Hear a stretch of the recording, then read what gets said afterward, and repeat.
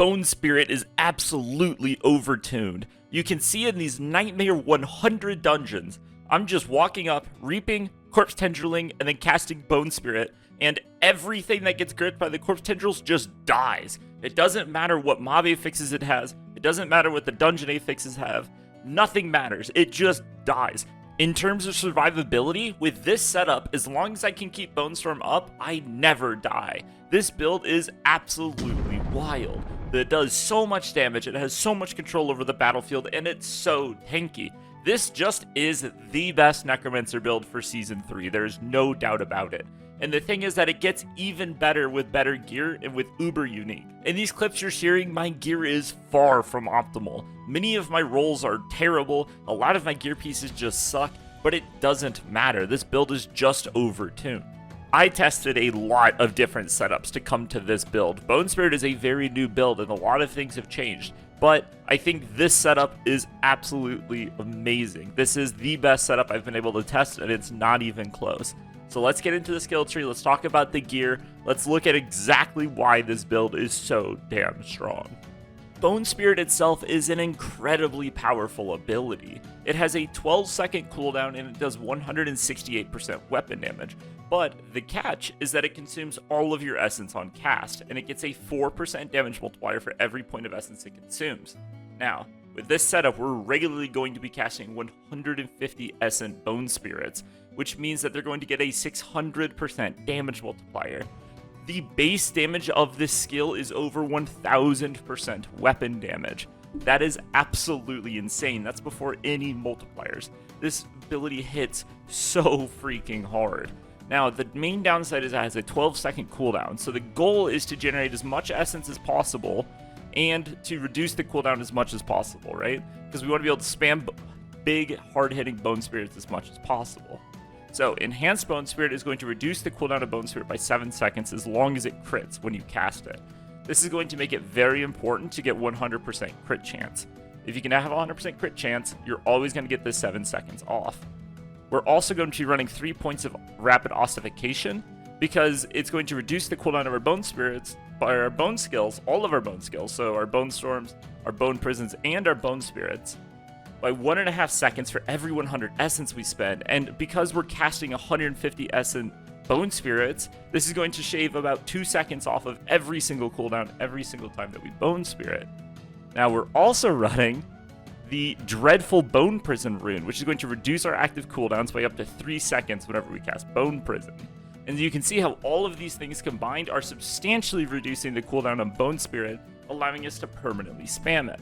Now, let's talk about where we're getting our essence, let's talk about our other sources of cooldown, and let's talk about survivability, all that other stuff. Let's look at exactly what we're running in this skill tree. So for our basic skills, you can see in the beginning I was running Bone Splinters, and this is because of the 8% crit chance you can get. However, I was actually able to get to 100% crit chance without Bone Splinters, so then I swapped to Reap with Acolyte's Reap. As long as you have 100% crit chance, Reap is going to be better because the corpse generation makes the build a lot more consistent, and Reap itself comes with a 15% damage reduction whenever you use it, which is really important. On top of that, the AoE essence generation is absolutely wild. So I would suggest you run Reap if you can get to 100% crit chance, and if you can't, run Bone Splinters. In our core skills, we're going to be putting 3 points into Unliving Energy for the 9 max essence. Remember, we just want as much essence as possible. Maximum essence was very important in Bone Sphere, but in Bone Spirit, maximum essence is everything. You have so many multipliers working together. We're also going to be putting 3 points into Hued Flesh for corpse generation. This is mostly for corpses so that our Bone Storm has more targets to eat, which will make sense later when we talk about some of our legendary aspects, but it's also going to give us more targets for corpse tendrils, which is extremely important in this build. We would need to get your Bone Prison to 5 ranks. I currently have +2 to Macabre skills on my necklace, so I'm putting 3 points into Bone Prison, and then I'm going down to Dreadful Bone Prison for the cooldown reduction. Now, Bone Prison ends up being a very important piece of the build because the constant cooldown reduction that it's throwing out here is going to increase the uptime on Bone Spirit, it's going to increase the uptime on Corpse Tendrils, and it's going to increase the uptime on Bone Storm. And so you can see, like, this rune right here is extremely important. We're going to be putting 3 points into Grim Harvest.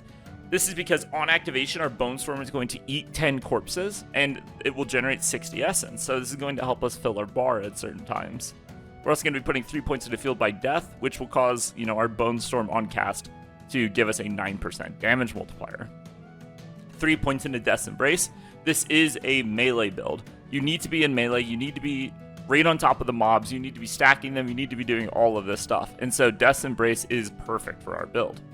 Now, we're also going to be running Decrepify, going to Abhorrent Decrepify. So Decrepify is actually an incredibly powerful ability, and the reason for this is that we need as much cooldown reduction as possible.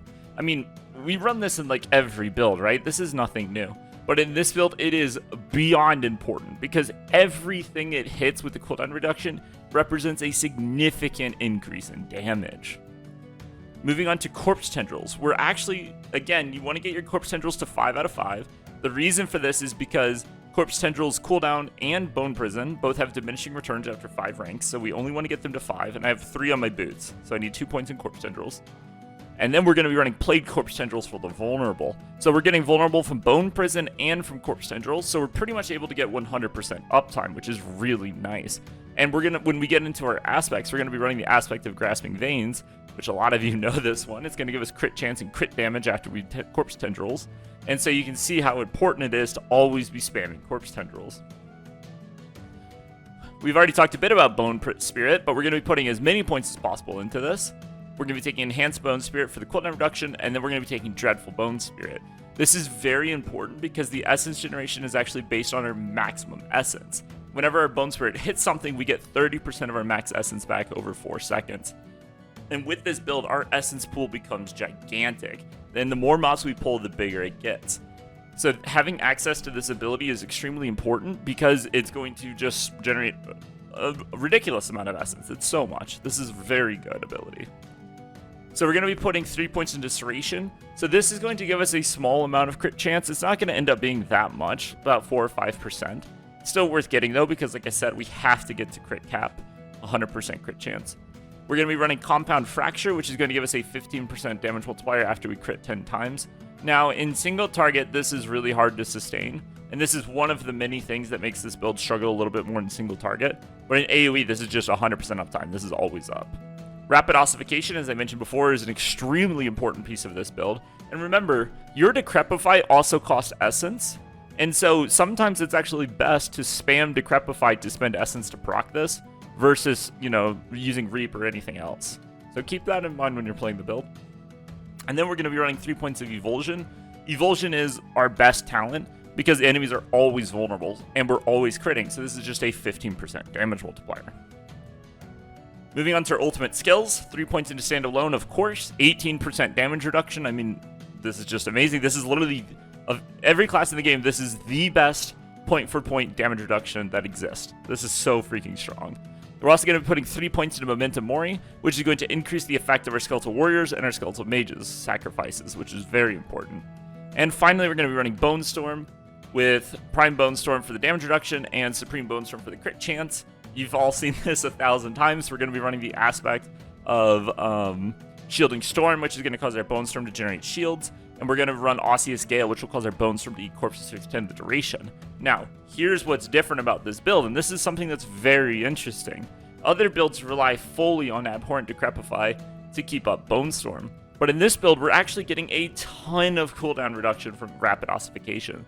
Every time we cast a Bone Spirit, it's going to shave about 2 seconds off of our Bone Storm. On top of that, the Dreadful Bone Prison is constantly also going to be reducing the cooldown, and Abhorrent Decrepify is going to be constantly reducing the cooldown. And all of these tools combined make it so that in good situations, we could easily get 100% uptime on Bone Storm. And I don't even have max cooldown reduction on my helmet or amulet. But with max rolls there and playing extremely well, it should be about 100%. But it will be down sometimes with this setup. It's just something you're going to have to learn to play around. But the setup is still the best. The changes required to get to 100% uptime on Bone Storm are not worth it. So this is how we're playing it. We're finally taking Ossified Essence, which you can see right now is almost a 60% damage multiplier, which, and this gets even higher when I'm in combat because my Essence goes up. So this is obviously a ridiculously good Keystone passive. All right, let's talk about Book of the Dead. So skirmishers are going to be our choice for skeletons, and that's going to give us a 5% crit chance increase. It's by far the best option there. For our mages, we're going to be getting 15% multiplier against vulnerable enemies, which again is amazing. And for the blood golem, this is absolutely crazy. We're getting a 30% damage multiplier. So all of these things combined, tons of damage. And then remember, these are also pumped by Momentum Mori from the skill tree. Okay, let's look at the gear. So this aspect setup, I think, is the best that I can come up with right now. And I think that this is going to be the best for a long time. It's got a lot of single target, it's got a lot of AoE, but my gear rolls are terrible. So there's a link to the full stat priority in the description, but as we go over each piece, I'll tell you what you want on that piece of gear as well. So on our helmet, we're going to be looking for the aspect of Shielding Storm. This is going to make our Bone Storm constantly give us shielding, and you're pretty much unkillable as long as you have it. On our helmet, we want maximum essence, cooldown reduction, and total armor. Those are the 3 most important stats. On our chest piece, we're going to want 4 defensive stats. I'm talking maximum life, damage reduction from distant, damage reduction from close, whatever you can get, just as many damage reduction stats as possible, or maximum life. And then we're going to be running the aspect of might, which is going to give us a 20% damage reduction every time we use our reap. And the thing is, we're getting 20% from this, and then the reap itself is giving 15%. So the reap ends up being a huge source of damage reduction. On our gloves, we're going to be looking for crit chance, lucky hit, and intelligence. Those are the 3 most important things. And we're going to be running the aspect of Swelling Curse to give our Bone Spirit a 25% crit chance increase. This is very important for reaching crit cap, but this aspect is also going to increase our maximum essence for each enemy we hit. Now, the thing is, makes this build scale absurdly well in AoE, but we're kind of just one-shotting everything anyway, so the secondary effect ends up not doing a ton for us. There is value in this, though. If you can set it up such that you fight a big pack right before you get to the boss and you have a ton of stacks of this, it's actually going to increase your boss kill time by quite a bit. So, something to keep in mind, a little optimization there. On our pants, same as our chest, we just want 4 damage reduction / health rolls, and we're going to be running the Juggernaut aspect. This is interchangeable with Disobedience, both are good. I like Juggernaut just because you don't have to worry about it. Disobedience, you have to stack it, and your Bone Storm falls off a lot with this build, and when Bone Storm is down, you're not going to be able to keep up your Disobedience. So in the end, I really prefer Juggernaut. On our boots, we need movement speed, ranks of Bone Spirit, ranks of Corpse Tendrils, and intelligence. Those are our best stats by far. And we're running Wind Strikers for the movement speed. So whenever we crit, we get movement speed, we have a ton of crit chance, and our Bone Spirit is hitting tons of times. So it's very easy to keep this movement speed throughout a dungeon. On our weapon, we want intelligence, all stat, and then any kind of damage multiplier that works for you, or the additive damage rather. And we're going to be running a 2-handed weapon. This is because a one-handed weapon isn't going to make us actually attack faster. So a 2-handed weapon ends up being about 40% more damage than a one-handed weapon, right? This is significantly better. And we're going to be running a scythe because it's the slowest attacking 2-handed weapon. And we're going to be running the Ossified Essence legendary aspect, which is the aspect of Serration. Sorry about that. So we're going to be running the aspect of Serration, which is going to give us increased crit damage for every point of essence we have above 50. Like I said, we're generally casting Bone Spirits with about 150 essence, so we're always getting an 80% damage multiplier. This is extremely good. On our necklace, you want cooldown reduction, movement speed, ranks of Macabre skills, and ranks of Evulsion. So that would be your best necklace. Good luck with that. I will be looking for one the rest of the season, but those are your stats. And we're going to be running the aspect of Grasping Veins. Now, this aspect is amazing because it gives us 30% crit chance, which allows us to hit the cap, and a 60% crit damage multiplier, which we're always going to get, right? Like, we're always critting. So we're getting a 60% multiplier and the crit chance. So this ends up being significantly better than 60%, which is pretty wild. And on our rings, we want crit chance, lucky hit, max essence, and maximum life. And on our first ring, we're going to be running the Osseous Gale aspect. The Osseous Gale aspect will consume corpses to increase the duration of Bone Storm. This ends up being a fundamental piece of the build. This is super important, as it's going to increase our Bone Storm by 10 seconds, which is double, by the way. So this is what allows us to get to almost 100% uptime on Bone Storm, and if you have perfect CDR rolls, this will give you 100% uptime. Finally, on our other ring, we're running the other aspect, which is the Shattered Spirits aspect, which is going to cause our Bone Spirits to spawn a bunch of Bone Splinters that are going to generate extra essence for each enemy they hit. The damage multiplier on the Bone Splinters doesn't matter. It's about the essence generation. And particularly in AoE, you know, if you walk into a pack, you cast it, and let's say you hit, you spawn 18, so let's say 10 of them hit, which is half, which is not bad. You're going to get 60 essence back, which is quite a bit. And you're casting a Bone Spirit about every 2 seconds. So you're getting roughly 30 essence per second off of this. Ends up being very powerful. In terms of our gems and gear, our armor pieces, we're going to be running topazes for damage reduction while crowd controlled. The reason is because we cannot run Blood Mist in this build, and this is going to be a common thing that you're going to see across Necromancer. You're just going to get CC'd. This is the reality of your life now, and this is just something we're going to have to deal with. So we're running topazes in our gear to make us a lot tankier when we do get CC'd. We're running emeralds in our weapons for damage, crit damage against vulnerable enemies, which again, 100% uptime. And then I'm running resist all in my gems. In my jewelry, just run whatever is best for you. You just need to res cap, right? If you need to run specific resistances to get to res cap, do it. For me, I just run all res into everything and I get there. So for our construct, the construct doesn't do very much, but we'll talk about it. So we're going to be running the Protect Governing Rune, which is going to give us a barrier, which is really nice for the occasion where, you know, we don't have the Bone Storm barrier, especially like Startup Dungeon and stuff. Fortify support because it's going to give us a bit of Fortify. Duration support to increase the duration of it, and initiative support just so he can, it'll cause him to teleport to us, so at least he's near us, right? Because he constantly gets disconnected. We're going to be running Pummel, which is the lowest cooldown Governing Stone, and we're going to combine that with the Safeguard support for some damage reduction, the Breaking support for vulnerable and breaking barrier effects, and then finally the Efficiency support for crit chance. Finally, let's talk about the Paragon board. So we're going to be running Sacrificial for 10% damage multiplier while we have no minions. And then we're going to be running Bone Gaff. So Bone Gaff, again, is a 8% damage multiplier and 16 max essence. So this ends up being a pretty significant damage multiplier. Something that's important to note as well in this tree is these essence on kill nodes. This actually ends up generating quite a bit of essence in large-scale AoE. So keep in mind that, you know, this is something that you can kind of play around. We're going to be running the Control Glyph for a 20% damage multiplier when enemies are stunned.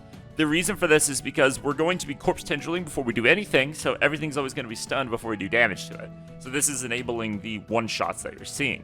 We're going to be running Flesh Eater. So on activation, your Bone Storm will immediately activate this 40% damage buff. It's kind of overkill. The reason I like it, though, is for actually bossing, so that I can set up huge Bone Spirits when I can get 2 Bone Spirits within the Flesh Eater window. That's the goal. So you get 2 40% buff Bone Spirits. In AoE, you're already one-shotting everything, so it's kind of unnecessary. So we're going to be running the Territorial Glyph, which is going to give us 10% damage reduction against close enemies. The extra survivability ends up being able to push us over that little edge that we need. And obviously, mine's not fully leveled yet, but I think this is going to be our best in slot. And then coming over to this tree, we're going to be getting Scent of Death. So this is either going to give us 15% damage reduction or 15% damage, depending on the situation. So what's nice is whenever we activate Bone Storm, it's going to eat all the corpses and give us a 15% damage multiplier. And oftentimes when Bone Storm isn't up, there are lots of corpses because you're either killing stuff or spawning them with Reap. So Scent of Death ends up being damage when we want it and damage reduction when we don't. So this is really nice, actually. And we're also going to be running the Corporeal Glyph. This is going to give us a 10% damage multiplier on Bone Spirit. Finally, we're going to be running Essence. This is actually for boss kill speed, because like I said, we're one-shotting everything, but this is going to give us a 22% damage multiplier against enemies that aren't healthy, and that is bosses, right? Like I said, you know, when we're fighting trash, it's going to die in 1 hit, so this won't do anything, but this is going to increase our boss kill speed by almost 22%, which is really freaking nice. And then we're going to be picking up these nodes down here for some extra damage reduction and magic resistance, because I needed this in order to cap. So this is what my Paragon board looks like, and overall, this is what the build looks like.